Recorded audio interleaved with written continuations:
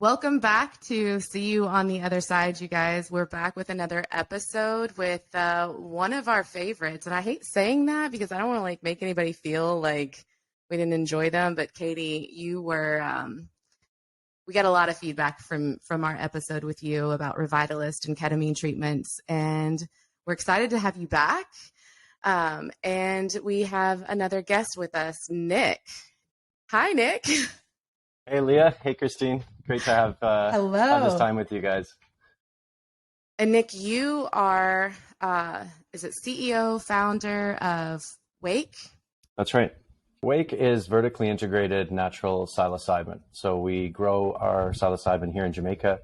We ship it up to both the US and Canada through obviously legal permits. And then we also have people come down here to Jamaica for clinical retreats. And we also have a microdosing clinical trial that's been fully approved that will be lighting up in early next year. So we do everything from growing it to testing it to actually providing it to guests here in Jamaica, and then hopefully working with Katie here on the call, working to bring this to the US. Okay. So I guess I want to backtrack. What got you into this world of psychedelics? What I always want to know your story, how you got into this, and what drove you to be here where you are now. Sure. Yeah, it was a personal journey. My previous partner, she was diagnosed with Hodgkin's lymphoma, and we kind of went down the rabbit hole of natural and ended up in Costa Rica. And that journey really showed the power of psychedelics, the power of natural, to cleanse her body, to really bring her kind of the strength to kind of get through it and get over it. She's fully clear now and happily fully in remission. So that whole mission, it was a long one, but it really taught me that there was something here. And at the same time, I was building a tech company. And so I just bridged the two together between health and tech. And the last decade has really been, that's been my journey, is really bridging those two. So using technology to kind of validate what we see in the healthcare world, and then in natural to really give it kind of the background and the data that it needs to be accepted by kind of the Western world. So using everything from wearables to sensors to brain scanners, using all of that in our clinical retreats here in Jamaica, so that we can then provide data to regulators, to researchers, to physicians, so that they feel a little more comfortable with moving forward with psychedelics. Nice. I think that's beautiful, but also the fact that we talk a lot about the healing aspects in mental health, and we just recently started talking about physical health as well, and I think people are just now learning that there are many more benefits to psilocybin and psychedelics and ketamine than just mental health. I think I was looking on your page, you do a lot of work with athletes and brain injuries, and that's crazy. I mean, it's not, but I don't think people realize that this is out there for this, and it's a holistic approach to healing. Yeah. Yeah, it absolutely is. We're learning more and more that the mind and the body are not two separate entities, that they're so intertwined. And it's at the same time that we're learning about psychedelics, and it's being offered up a little more, like Oregon's coming, and obviously Jamaica, and there's a few other Caribbean countries. So it's a beautiful confluence of events where we're learning more about the body and the mind, but then we're also learning that psychedelics truly play a place in healing and health. So yeah, certainly exciting times right now. And not so many, but more and more athletes are coming forward and sharing their stories with, psychedelics and how it has helped them and their career and their mental health. So that's awesome. Now, I want to know how you guys are working together to bring, so you said you're working together to bring your studies to the US. We've talked a little bit about ketamine and how it's kind of in the psychedelic world, but it's its own thing. And I think that that's beautiful that you guys are bringing them together for everyone here. Yeah, I'll take that one. Go for it. Or unless, go ahead, Nick, unless you want to. No, go for it. So one thing, when I started the company back in 2018 with ketamine, it was very unilateral, right? It was, we're doing ketamine infusions because we want to help. And really the way that we've evolved is very comprehensively to where we want to not only help the person, but then also support the person, support the family unit, support the kids, support everything around, right? Because that's what life is, and it's just something that's evolved to where with Revitalist piece, we do, the treatment, we have curriculums, we have trainings, we have all these different aspects because we're developing the psychedelic community. But that's the US side with ketamine. And the beautiful thing, like with, looking with Wake and Revitalist working together, is Nick's doing the same thing with psilocybin, but he does it more internationally because that's your accessibility right now. It's like, how can you access psilocybin? Well, you can go to Nick's retreat, and that's where, you have accessibility there. But then also, when you do come back to the United States, where do you need backup support when you need backup support?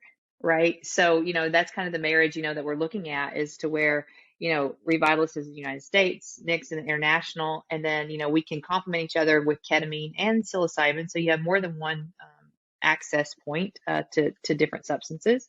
But then also you still have continual support. So if you're in the United States getting ketamine, but you really just need a break or somewhere away, well, then you got Nick's retreat, and it's, he is currently in Jamaica right now, so we all can be jealous about that. But it's so awesome because Nick is tech and research and, the substance. And then, and then you've got Revitalists who were the, able to conduct the research and provide treatments in the US, and really just makes, just a perfect ecosystem. So what has, talking about research, what has the data shown with both psilocybin and with ketamine? Obviously, it's been very positive, but can you elaborate more on what studies have shown? Nick or me? I can take that. Who you want? Either one, both of you. Let's do Nick first. Yeah. Sure. Go, Nick. Sure. Yeah, it really depends on the athlete or the person that we're talking about. But what we've really seen a lot, obviously, we've seen a lot of the research around depression that's significant, addiction as well. We're talking 80+% after 18 months, which is unparalleled when you look at the pharma world. Wow. Then when we look at kind of people that have suffered from traumatic brain injury, whether that's from, being a veteran or within sport, we really notice that the brain activity and the neuroplasticity is increased thanks to psychedelics. And beyond just the psilocybin mushrooms of the world, we are seeing the same, benefits when it comes to neuroplasticity with things like lion's mane. And so there's more to just the mushroom kingdom than the psychedelic side. When we layer the two together, we're seeing increased activity in those areas of the brain that were previously affected by an injury. So that we are seeing some neurogenesis there. So overall, people are seeing cognitive benefit. And then on the kind of the more of the sickness side of things, where it comes to depression, anxiety, we're seeing from the studies that psilocybin specifically, but also ketamine, is assisting with people lifting themselves out of depression and having a sustained effect. Yeah, there's, everything that Nick said there. And then, a lot of the things too that we're still looking into, which is just amazing, is, the molecules of psychedelics, they're healing, right? They have healing properties. So, we see, there's even, and Nick and I were just speaking about this the other day, but you see the lungs actually have healing properties with ketamine. So, like asthma is a big piece there, to where ketamine actually can help with asthma attacks. Same with, it's called endothelial lining. So that's like your involuntary muscles, which is, your heart, your lungs, bladder, different things like that. But they're seeing that, ketamine, and I'm sure psychedelics do the same thing, actually help to heal the endothelial lining of different aspects of. So, your blood-brain barrier, which is a barrier around your brain, it's an endothelial lining. And, they're seeing that it actually can be porous, especially like after long COVID or, all the COVID aspects where people have brain fog. And, psychedelics, they're just going to change the whole world, and it's very unfortunate how close-minded we are in society. We're so close-minded that we're dying because we don't want to even consider anything else. And, just seeing that one substance could actually heal something that we didn't even know could be hurt in the first place. It's amazing. And I really think, it's going to be huge, right? This is going to be a $1 trillion industry. Ooh, That's a lot. that's a lot. I have a question. You brought this up earlier, Katie, about, well, let me take it back. In our first episode, you talked about in ketamine after the first several treatments, you're coming back as you need to. It's like a maintenance type thing. And we talked a little bit about how I feel that with mushrooms. I really don't do them all the time. But it's like when I'm feeling stuck or when I feel like I need a little push, I'll do another psilocybin mushroom trip. But they can kind of be combined, right? So if we were to go see you, Nick, in Jamaica, and we want to come back for that like as needed support, ketamine would be an option, right? Oh yeah, they're definitely complementary to each other. Yeah, it's a similar mechanism of action, but the primary piece with all psychedelics and ketamine is something called the default mode network. And just what you just said, stuck, when you feel like you're stuck. I mean, it takes so much introspection and breaking down, all these really granular details on trying to figure out like how to get past when you're feeling stuck. And sometimes we have the capacity to do that, but sometimes we don't have the capacity. And, and I think still, psychedelics really help with that aspect to give us, right, just that little bit of a synergistic effect to act as almost like a catalyst, right? To where it acts as a catalyst, it gets us over the hump, and then, okay, now we can see. But it doesn't take all this energy to where some people, like, they spend so much energy trying to get unstuck, they then become their own negative influence, and then and they never get past that hump. And then we get on all these antidepressants, and it's like we're just, we're feeding the bad instead of helping the good. But yeah, no, that's a great way to look at it that way. Well, because I'm not going to lie, after our episode with you, Christine and I were like, okay, how do we do this? how are we able to get ketamine treatments? Because we were like, I don't know if we would qualify, but I don't know, maybe we would. We need to reach out to you outside of this and see how that would work, just to maybe have access to a legal route here in Kentucky, where we are in the US, without seeking out an underground route or without traveling out of the country. Right. And you know what, Nick Murray, that might be something really good to look at, the complementary aspects of ketamine and psilocybin together. But that's one reason why I move so aggressively, is because, it does need to be accessible, and we do need to make sure that it's clean, right? Because there's a lot of people who go out there and they're just trying to get help. And unfortunately, we're so rigid. We're hurting those people, and then they go out to get help, or they go out to get their own substance. And then who knows? I mean, who's to say the substance isn't laced with something, or, Right. causing harm and things like that. So that's a piece, that, yeah, we've got to get that addressed. But yeah, no, that's actually a great idea.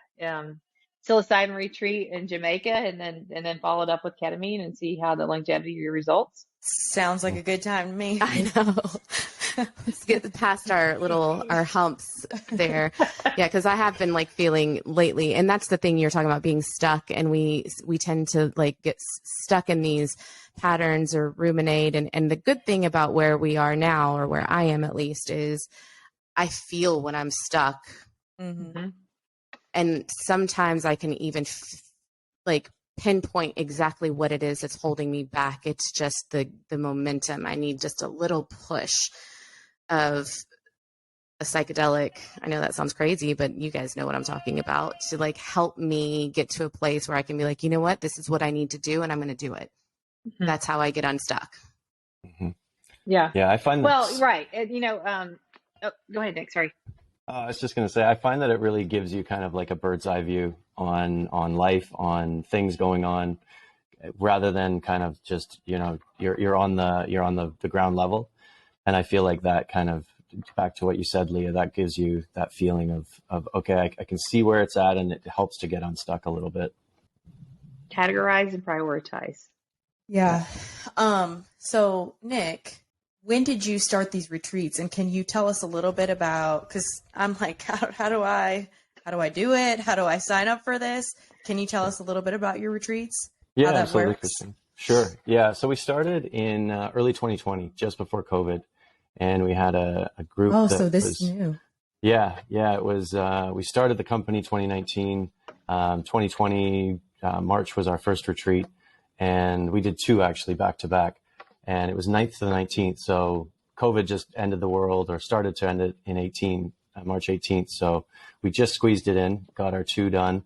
And we had a really amazing group down. We had Riley Cote from the NHL, a number of different people from the military, and it was just a great group to really start our life together as a company.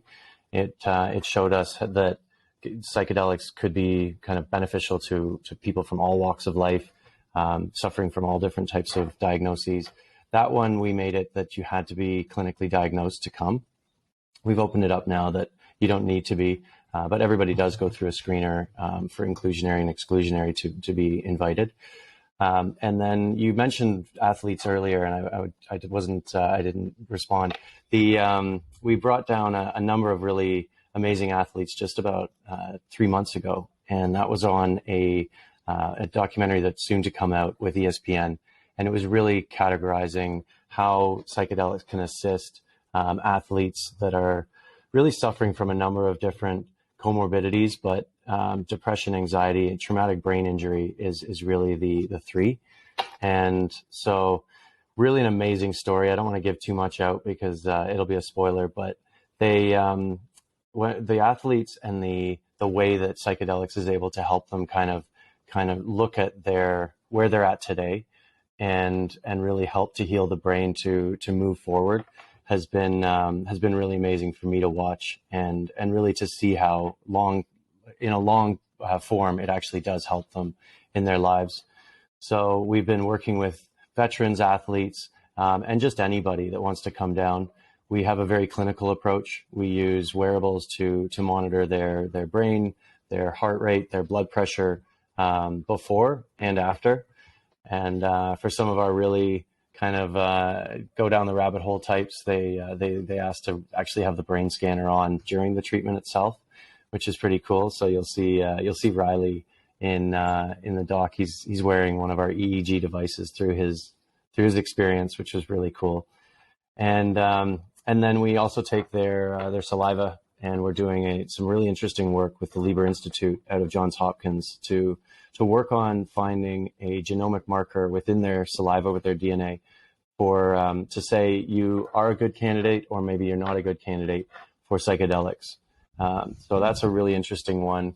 The idea being there that it'll be the first test that you do to see how you'll respond and if there's a certain psychedelic that's the best one for you. So really what we're looking to do and what I really kind of connected with Katie on was the personalization of psychedelic medicine and how that looks going forward. Whereas it might be more than one psychedelics over your full journey. It might be just one, but really trying to make it a personalized approach to give everybody the best foot forward that is taking the leap into psychedelics. It's kind of like a psychedelic concierge. Mm-hmm. Yeah. That's when's that documentary gonna be out? They've said it's around like October, November, so it's coming pretty soon. Okay, cool. Yeah. That's awesome. I'm excited to watch that. Same. Yeah. So we talked a little bit before we started recording about how you two got connected, Katie and Nick. Can you kind of go into that? Sure, I'll talk about it. And now you can see why I like to hang out with Nick, right? I know. Yeah. So yeah, no, it was around May to where we touched base, and we were just talking, generally about probably the psychedelic space. And you speak to so many people in this space to where you hear, right? You hear why they're in it. Even if they're telling you why they're in it, you really don't necessarily listen to what they're telling you. You listen to, the overall person. And, and a lot of people you don't align with, right? I mean, they'll say they're in it for the mission. You ask them questions and they just can't always answer the questions in the capacity that you want them to. And that was completely not true when Nick and I met. That, Nick would ask me questions that would be stimulating to my brain. I'd ask him questions that were stimulating his brain. And, but it was the mission, that really aligned us to try to better benefit everyone. Nick, when he was speaking earlier about his partner who he helped with with Hodgkin's, he forgot to mention that it's been maybe 17 years that she's been in remission.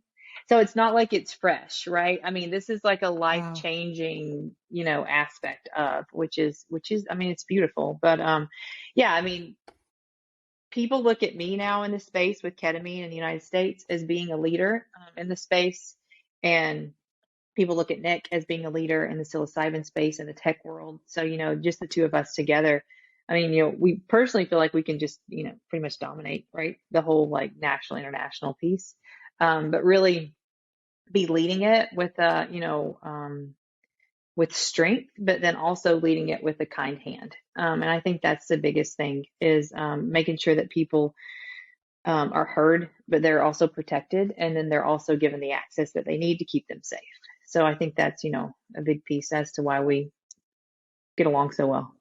I love that. You guys are also bringing to the table, and I don't think we've mentioned this, but, some of the people that we've had on, they're the more underground. I mean, we've had people on who aren't underground, but there's like a hippie aspect. There's like a woo aspect. Like you can be in the mushroom space, in the psychedelic space, and not have clinical trials or research going. And you guys are bringing the tech side, the research side, the clinical setting type stuff to something that a lot of people don't trust until they see what you are bringing. Yeah. Mm-hmm. My husband is very science facts, wants to see the results. Mm-hmm.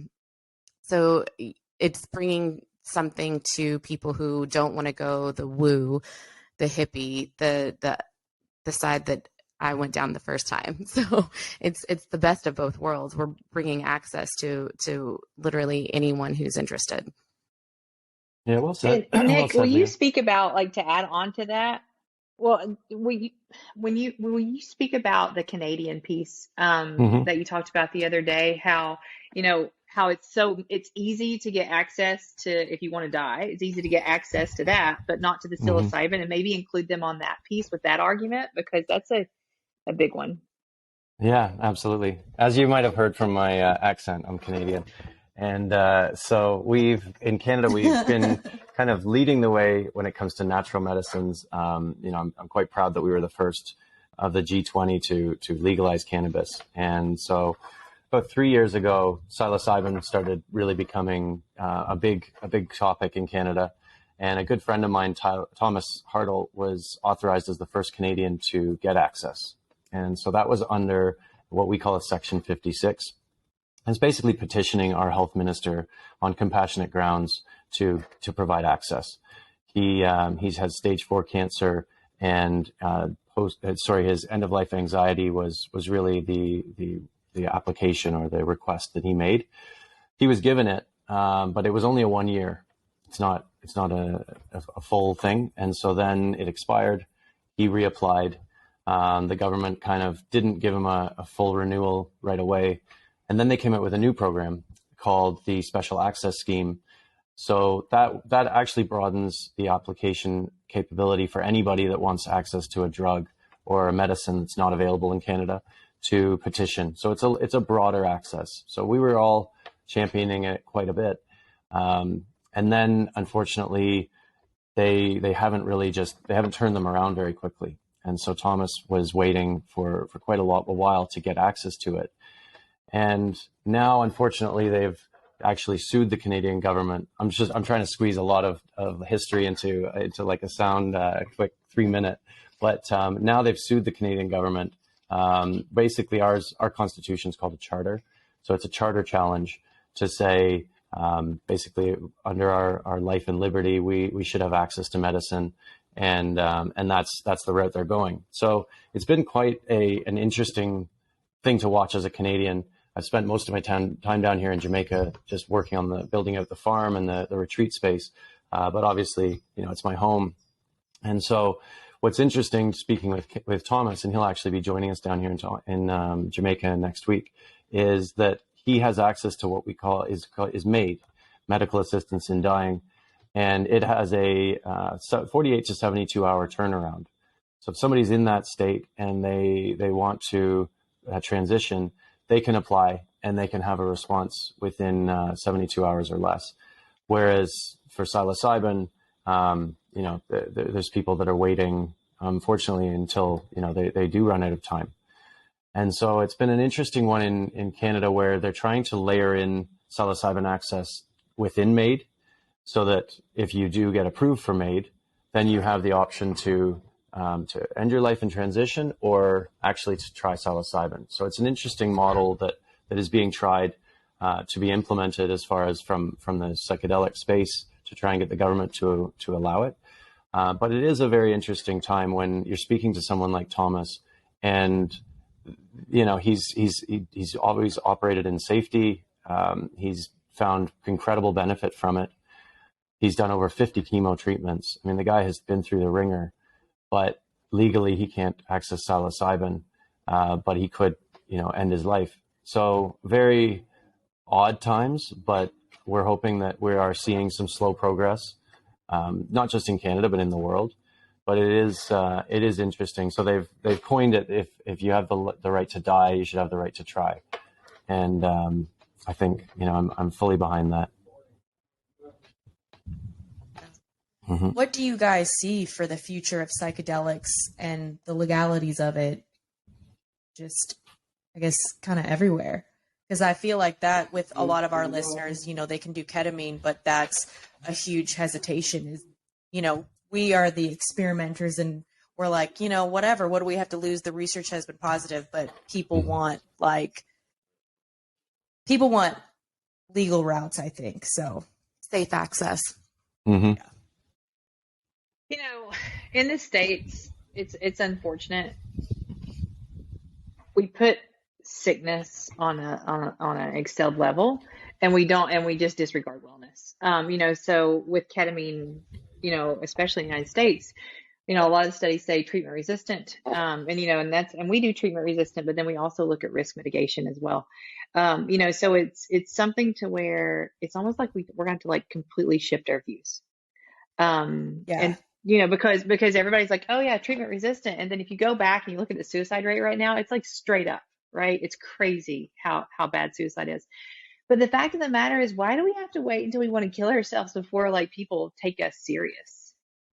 And that's what's so interesting too, because, a lot of our listeners are even hesitant to do ketamine, and that's a legal route, or they say things like, well, I'm okay, but they're heavily medicated on things. And I'm like, are you okay? Or are we just so numb and so not association? So we disassociate from how we actually really feel. So people who aren't well, they're like, I'm fine. It is what it is. Right. And I'm like, no, but it could be so much better. I could be thriving. But people don't know, right? People don't know what okay is or what normal is. Right. And what we do in the medical world, or the mental health world, I guess, is if you're crying a lot, oh, well, you're depressed. Well, you may be depressed if you're crying a lot, but you may have an underlying root cause of something going on to where, psychedelics could actually make you see the opposite, picture of what you're dealing with, where you can address it yourself. But we only start medicating people when we feel like they're not acting within the realm that we want them to act. And it's just messed up. It all is. This is this is going to be one of the largest ethical arguments the world's ever seen. Because, when we tell people oh, you got to take these pills, take these 2 pills, you got to take maybe 4, a lot of the insurance is you got to fill at least 4 pills. And then, the percentage of them actually being effective is the same as placebo. But we're still going to make all these people take all these pills, and it's what are we doing? And we thought we were so right, but now I'm like, I don't think they can rationalize any argument, honestly, except, they're the pills that they wanted to push on people.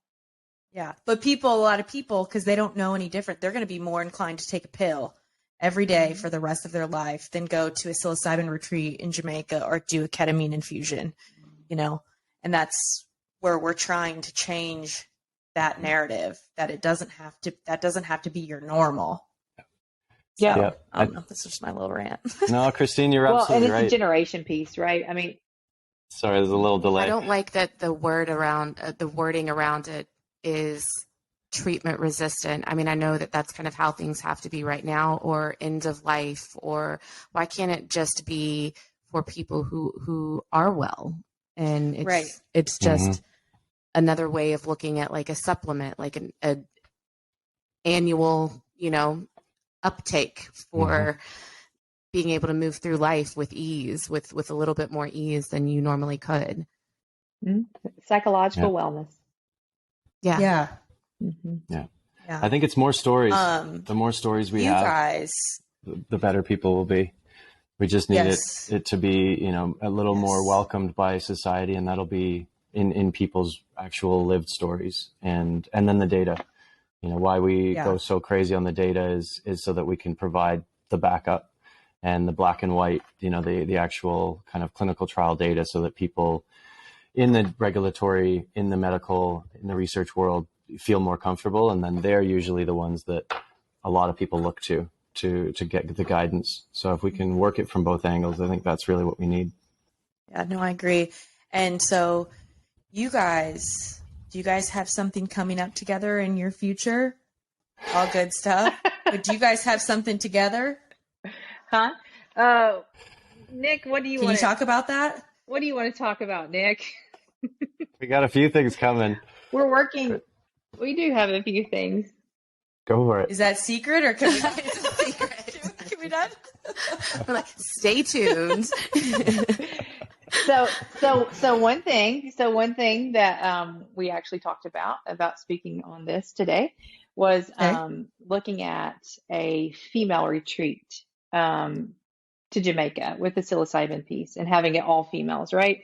Because if you look at psychedelics, if you look at the history all around, it's very controversial, especially with females. It's almost, well, heck, even with ketamine, right? I'm always defending ketamine's date rapes class, but it's true, right? I mean, you put females in a situation to where we can be vulnerable, then, sometimes there are people who take advantage of that. So that's something, that Nick and I have spoken about is, making a safe place for females to go, to have an all female retreat to where we can do psilocybin, and I would be, the primary female there, that would make sure, that all the ethical boundaries and all that stuff, were maintained. But that's something that we really want to do, because females are such a minority population, especially looking at, look at the populations that personally my company focuses on is, veterans, adolescents, of course, first responders, and athletes. And Nick mentioned it the other day, and I didn't even think about this, but it's very male dominated. Yep. And, and the female aspects are not there. But if you look, I mean, there was a article the other day that came out with psychedelics and sex and the connectivity of that. And, and it's like, this is a two-way street. It's men and women, and they both should be viewed equally. But right now, it's very male oriented, with leading those different aspects of. So, the clinics, actually, when we first started opening the clinics, we had a lot of females that came in, but now actually we do have a lot more men that we treat than females. So so that's something we're looking at doing. Actually, maybe September 29th through October the 5th, if there was enough interest, to having a psilocybin retreat down in Jamaica for females only. I'm like, how do we go? I'm thinking, I know two females on this call. We're down. We're going to release the sex article, and then all the husbands are going to send their wives, and it's going to be great. Right.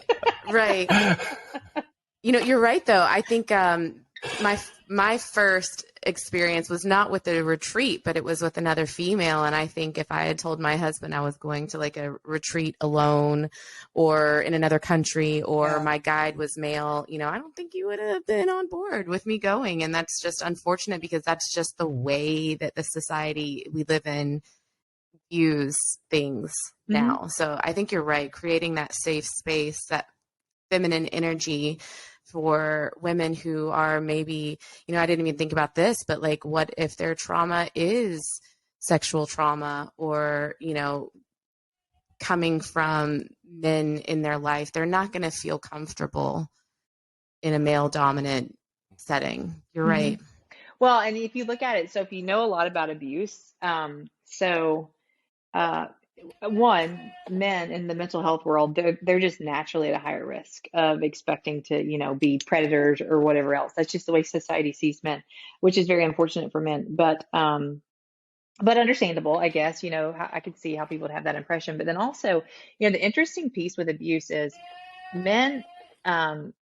Women are actually more abusive than men are, but women do it more so on a psychological capacity. Men do it more so on a physical capacity.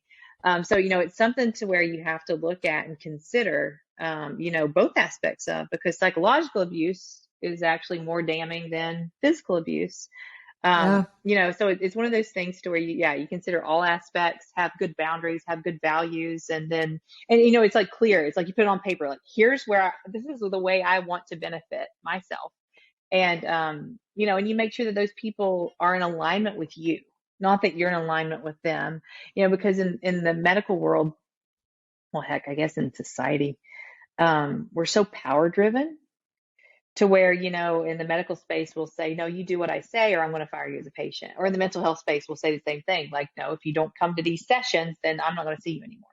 And it's like, why can't we just support the person who's trying to get the help instead of demanding that they do what we say? So, yeah. So anyway, that's something that, with the retreat, speaking about things that we're working on, we are working on several different things, several different capacities, very much trailblazing all of this. But yeah, I definitely think the female retreat in Jamaica, and then, being able to follow up with the providers in the States at Revitalist would be a beautiful thing. Huge. Huge. Where in Jamaica are you, Nick? We're near Ocho Rios.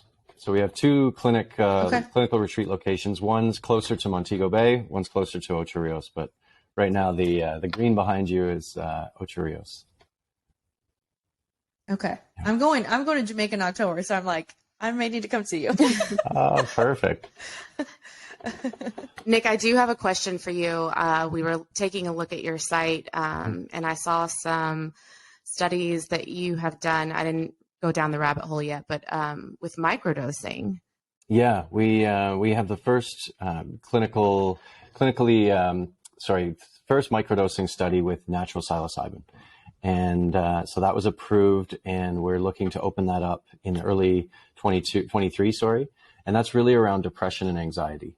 And so it's an amazingly odd thing where the number one use of psychedelics is actually microdosing natural mushrooms, but then there's no clinical data on it, and all the clinical data is using synthetic. So we have the number one use, but all clinical trials are for macrodosing and with synthetic. So we saw a really good opportunity to open up a study and really use technology to allow for it to be remote, so that people didn't have to come into a central site, which really usually makes that study very urban centric. You don't get the full population because everybody has to be nearby. So this allows for people to be kind of across the country and really participate in the study, really to democratize access, and to give us really a diverse set of study participants.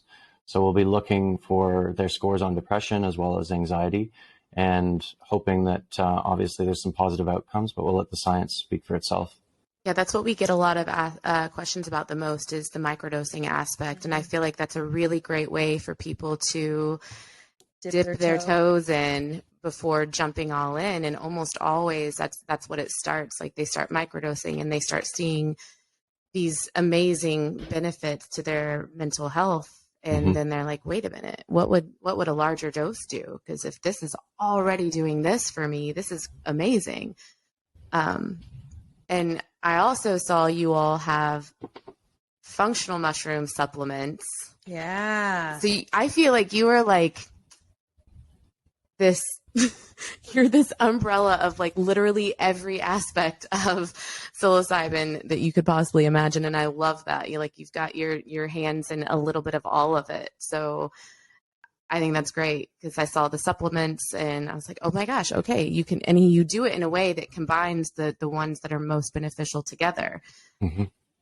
That's totally true, Leah. We've noticed that our athlete friends really like cordyceps with microdosing. Some of our population that's really looking for the cognitive effects, they like lion's mane with microdosing. And then we also have turkey tail. Turkey tail is amazing for anybody suffering with cancer. We've seen some amazing data. I don't know if you guys have seen Fantastic Fungi, but it's a beautiful moment where he's basically participating or providing the drugs, the turkey tail, for the study that his mom's in. And Paul Stamets' mom was cured from that. So amazing there.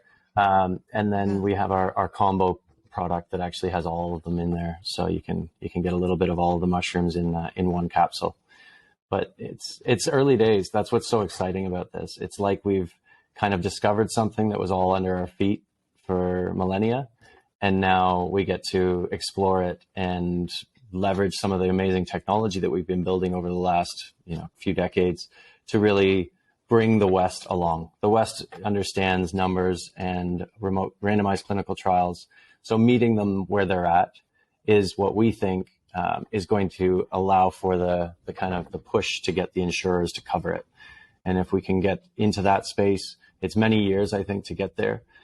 That's when we'll really see the tide change, when insurers see, it's actually more beneficial for society, number one, but our balances, our cash book, to actually give somebody psychedelics as a first line of treatment rather than the last line of treatment, which is where we're at. If we could do that, they're not going to be on, maybe SSRIs for a decade. They might not need to see a therapist every 2 weeks. Maybe it's less. And overall, that's a less of a cost to the person, number one, but to society at large. And it'll take a little while, but I think we'll get there because we're seeing it anecdotally. Now we just need it to be really in black and white for the regulators, for the governments, for the insurers. But that's a future that really I think both Katie and I really would love to see, is where it's the first line of treatment rather than the last. Oh, dreaming of that day. It's gonna take some strong people. But... I know. I think everybody in this space has like their roles, and the way that you guys were talking about your missions aligned. We've talked before, Christine and I, about how we really feel like, in this space, one of our missions is to just spread awareness and bring people like you all on so you can share your side of what you've seen. And the shows and the athletes that are coming out and all the documentaries, like technology right now, the way that things are able to be communicated and shared is somewhere we've never been.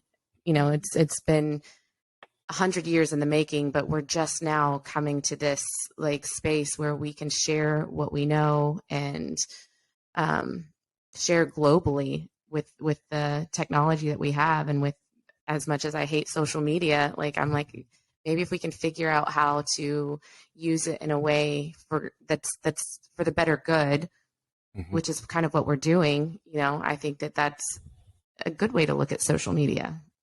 Mm-hmm. We're bringing stuff to people who normally wouldn't see it and who wouldn't go down the rabbit holes that we go down or seek this, type of treatment because they've never heard of it. Mm-hmm. So true. Yeah, completely. So true, Leah. Yeah, using it for good. And I see that you both are doing that already. It's amazing the power that we have at our fingertips. When you compare what the most powerful person in the world 100 years ago had, anybody with a cell phone has more now, which is just amazing to think about. So using it for good, don't get stuck on TikTok, use it for the rabbit holes. I think that's that's definitely a better way to look at it. Yeah. You can make it what you want it to be. Totally. If you make it good, it's going to be great. So how can, speaking of social media, like you have a social media, we just started following you, your Instagram, your website. How can people find you? How can people access Wake? Yeah, hit us up at wake.net. wakewell.net is our supplement area, and then on Insta at wake.well, or just come on down and knock on the retreat door, and we'd love to have you down here. Come down to Ocho Rios. That's right. Yeah. And then I have a go ahead, Katie. Well, I was going to say, and he's got applications to go to the retreat on his site too. Yeah. We should apply. Yeah. So I have a random question, because we talk a lot about trauma, and both Lee and I have, dealt with abuse. And so when people think of trauma, they think of kind of our situations. And, we try to point out that we are all traumatized in some way, shape, or form. But I was talking to someone about you, Katie, and about how someone did ketamine infusion, and a memory that popped up that they didn't even know about. And the person who I was talking to was like, well, wouldn't it just be better if you just didn't know? And I was trying to explain to her that, yes, a painful memory may have arose and come out, but they're releasing it. And even though they may have blocked it out as a child, their body still stored it, or they may have responded in certain ways that, of anger, whatever, not knowing that they had been through that, and that came out. So I guess my question is, I'm just rambling, but my question is why is it so important for us to address those things and kind of take a deeper look in, and why psilocybin and why ketamine is so important for that? Because I think people are scared to go in because of what they may find when they do go in, and how ketamine and if you've never done mushrooms or any type of psychedelic, it's hard to explain to somebody. Like it's just hard to explain to somebody who has never gone down that path before how a journey or an experience kind of works. So can you kind of elaborate on why it's important to dig deep and That's so good. go through and not around? Yeah. I know I was rambling, but no, you didn't. You summed it up very nicely though. What you just said is exactly what society does, right? Either you remember the memory or you don't. We don't look at the spectrum in between. So, right. So you've got like these quantum physics to where it's all these integrating different angles of, with all those different aspects. If you look at the level of consciousness, people will say that there's 3, and now they're saying that there's like 7 or maybe 12 different levels of consciousness. So, if it's somebody who says, oh, well, if it's something that comes up that you didn't remember, right, it's still there. It's on a different level of, but when it comes up, it's just coming to a different level of consciousness to where you actually can objectively look at it. So, what I love about ketamine, and Nick could speak to this more so on psilocybin than probably I can, but what I love about ketamine is the brain. So it puts the brain in polarities. I probably talked about this previously, but it puts the brain to where, the brain gets completely neutral. So when we're completely neutral, that's when we're most likely to heal, because we're completely vulnerable, right? And our brain, like therapists will say, that's when it's time to integrate the right and the left side. So you're looking for neutrality. But what happens is, with ketamine puts the brain in a neutral space to where people feel at peace, they feel at ease, they feel one with the world, and they're able to allow whatever is there to come up. And then when it does come up, they're in a space of neutrality, so they don't have any emotion attached to that. So that's a big fear that people have is, what if something comes up? If it comes up, they're afraid of the emotion that's going to be attached to it. They're not necessarily afraid of the object. They think they are, but they're not.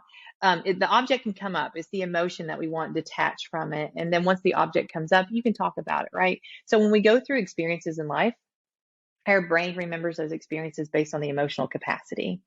And based on when we experience those at whatever age we experience them, right? So if I went through a significant event at the age of 9 as compared to 39, I'm going to handle it much differently because I have better coping mechanisms of each. And I'm able to analyze the situation a little bit more, different things like that. So sometimes, it's the emotion that makes us so fearful of when really, if we could just see it again, it's almost like watching a movie that was so scary when you were little, and then you went and watched it again, and you're like, seriously, this is what I was so afraid of. But I think it's just almost like it's like re-seeing it, but it's seeing it from a third person perspective and not actually experiencing it from a first person perspective.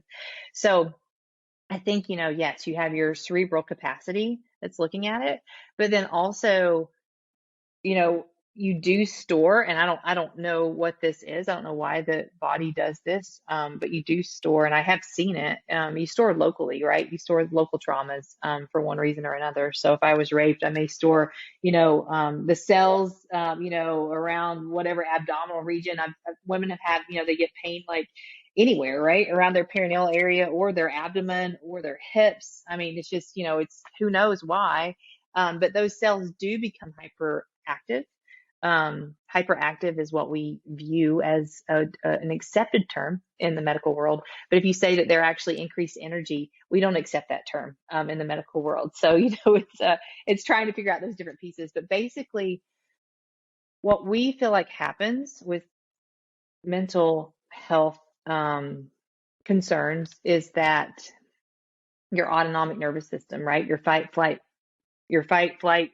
freeze kind of system, or your rest, they call it rest and digest system. So it's just, it's your rest system and your fight system. It's that they just become, off. And they duplicate each other. And what ketamine does is ketamine goes in, and I'm sure psilocybin does the same thing, but it goes in and it regulates that electrical system per se, to where you don't feel like you're always firing off. And I don't know how many people you've spoken with who have been on antidepressants forever. When they get off of antidepressants, they'll say, I get these brain zaps. And it's like they feel the electrical activity, and, and people are like, oh, those aren't real. Why are they not real? Like, we believe in the electrical conductivity of the heart. Why can't we believe in the electrical conductivity of the brain? And, and it's, right. I don't know. I mean, once people start accepting psychedelics and seeing it, they're just going to be like, oh my gosh, I was so dumb. But you can't see it when you're in it. I hope so. We just think we're so smart, and we are smart. We're very smart, but we're just smart down this one path when there's actually 12. So the person, if they don't want to remember it, one thing that's beautiful about ketamine is it's a dissociative anesthetic. And one of the definitions of an anesthetic is recall, right? So when you're in this space of neutrality, and if something does come up, your brain's going to assess it like, oh gosh, I feel so bad for that girl, and you see it from, like you're watching it on the news, not necessarily that's happening to you. But then when the infusion's over, you don't have recall of it. It's gross. It's almost like having a daydream that you were so specific to when the daydream was occurring, but then when the daydream was over, you forgot kind of, what you were talking about. Yeah. And that's the beautiful thing about, I would recommend ketamine over talk therapy for trauma any day, because with talk therapy, they get stuck, and the therapists have to be very, very careful about not getting a person stuck, because all these people get stuck when you start talking about this crap. And I had one girl, I had to look this one up because I was like, oh, I've heard a lot of stories. I was like, there's no way this one's real. But she got kidnapped, and I was with the guy for a couple weeks, and they figured out he had a stolen car. They went out somewhere, and he was holding her when the police shot him in the face. And so her trauma was not him getting shot in the face. It was that he was getting out of prison like 8 years later. And for 8 years, she had been in trauma therapy, right? And she had processed everything about this guy and the entire situation. So she gets into ketamine therapy. And the one thing that her brain didn't process was the screw that was sitting next to the tire when he got shot in the face. So what they think happens with the brain is that, we all know about grounding, right? It's the thing that keeps you sane when all this chaos is going on. So for 8 years, she had to traumatize herself talking about all this chaos the entire time, when lo and behold, her brain was only the last piece to get it to process that whole trauma was if she could have talked about the screw next to the tire. But we don't know that, we don't right. know. So, we've had a lot of people like that, to where, when we do get rape victims and such, like, I'm like, what do you remember in the room? Because they're like, I've talked about this forever. And this one girl was like, the blue curtains.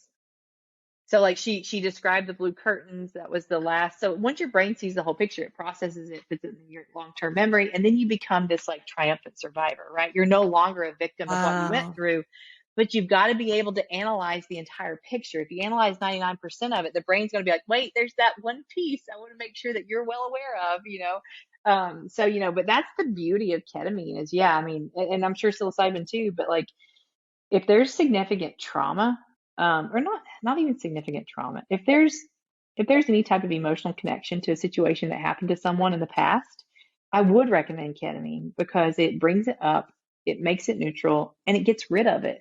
You know, it's not something that you have to continually fight with every day because that's your body's surviving, right? So like there's a plant study one time I read about they kept dropping this plant. They pick him up and they drop him. They pick him up and they drop him. And over time, he was getting dropped on the same side. So he actually started shifting to where he wouldn't get dropped on that side. You know, and our brain does the same thing is it evolves over time. It's muscle memory, but the muscle memory is behavioral. So, you know, if you got raped by, you know, a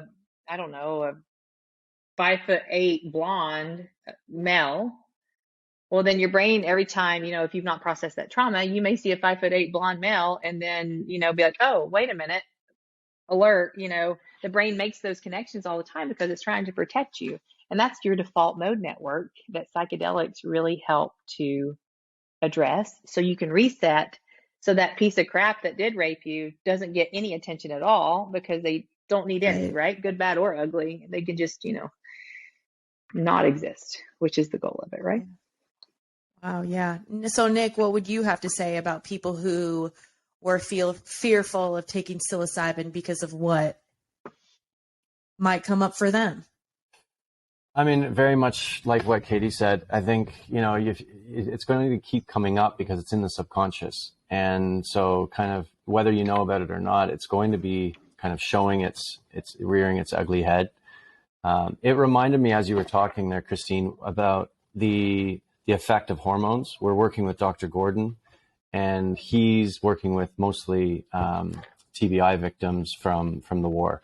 And so their hormones are out of whack because the traumatic brain injury has actually affected the pituitary gland that regulates hormones. And so you have this like underlying issue of hormones that then makes you more susceptible to things like depression, anxiety, post-traumatic stress. And our current system tries to fix those things, tries to fix with SSRIs, axiomatics, etc. But you're not fixing this thing. And this thing is really the foundation that's causing it. So similarly, you know, ignorance is not bliss. It's going to come out. It's going to affect you in ways that it's going to frustrate you because you're going to wonder, like, why is this thing happening? Or why do I feel this way? And unless you really kind of go deep on yourself and really explore your own mind, you're not really going to know. So it might seem like ignorance is bliss, but overall, I think it's not. I think you should explore your mind and go down the rabbit hole as you and Leah do. I think it's important to explore, but explore with safety, explore with intention. But you know, we know more about the cosmos than the inner cosmos, the brain. So that's on a societal level. That's on a personal level. It's an exciting time, but it's definitely a time that I understand people's kind of reticence, and we see it all the time when people come down. They're a little nervous, but after their first, we do 2 treatments down here. After their first treatment, it's just all across the board. Like, wow, wish I did it sooner. I'm going to go deeper next time. I'm going to let go a little more next time. So I think it's natural. It's normal for people to think that. It's not abnormal at all. It's just the more that you kind of learn about it and then explore yourself safely, the more you'll feel safer to do more and to really learn yourself and to have a better guide of your own mind. And I love that you both are passionate about helping our veterans. Because my brother is a veteran and he's gone through 9/11 and has done multiple tours in Afghanistan and Iraq. And I think that the mental health care that veterans have gotten has been pretty terrible.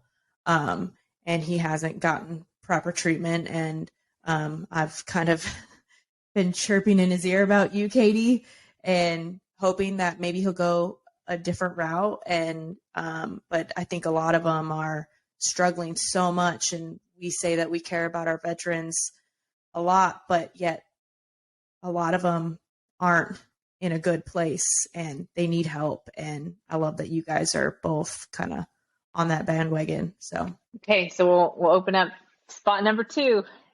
So I was kind of digging and hoping. So we are having so one piece. So Revitalist, we do have VCA, right? We have Veterans Care Agreement to where veterans can come to us, and the VA will actually cover their ketamine infusions. So that's huge, right? And that's across the United States. Yeah. And we get them in, right? I'm going to push, and I am starting to push, but I'm going to push ethics very, very hard, just because it's necessary, and I can argue ethics very well. So, that's the one ethical piece. The really exciting thing, though, is the unit retreat that we're working on. And so if you go actually to unit, it's not, is it live? It might not be applied yet. It might be, but it's going to be unitretreat.org. And what we're going to do is actually we've partnered with the Veterans Healing Farms in Hendersonville, North Carolina.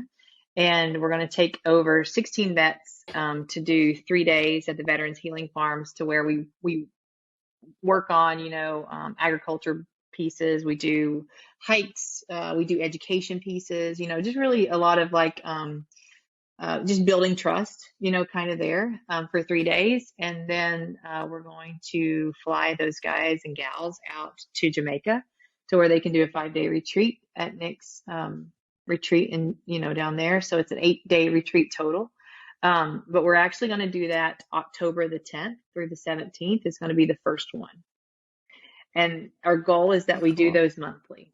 And then, the goal too is, is veterans. I mean, yes, veterans, in the United States, but even, like Nick was saying, even up in Canada, I mean, the accessibility to this stuff it's just not there yet. And it's horrible. So if your brother, is interested in, looking at a retreat there, we do have on the unitretreat.org, we have an application to where they can go and fill those out.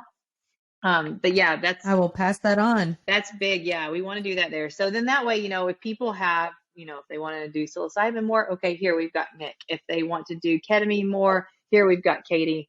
But then also, if you're doing ketamine, you need a break, well, then go to Nick's retreat. If you're at Nick, Nick's retreat, and you want to come to the US and have additional support with the coaches or whatever else, then, come to Revitalist. So, it's just one of those pieces, right? It's necessary, because we deserve it, right? Our brain deserves it. No kidding. There's no reason why we should go through feeling like life should be hell.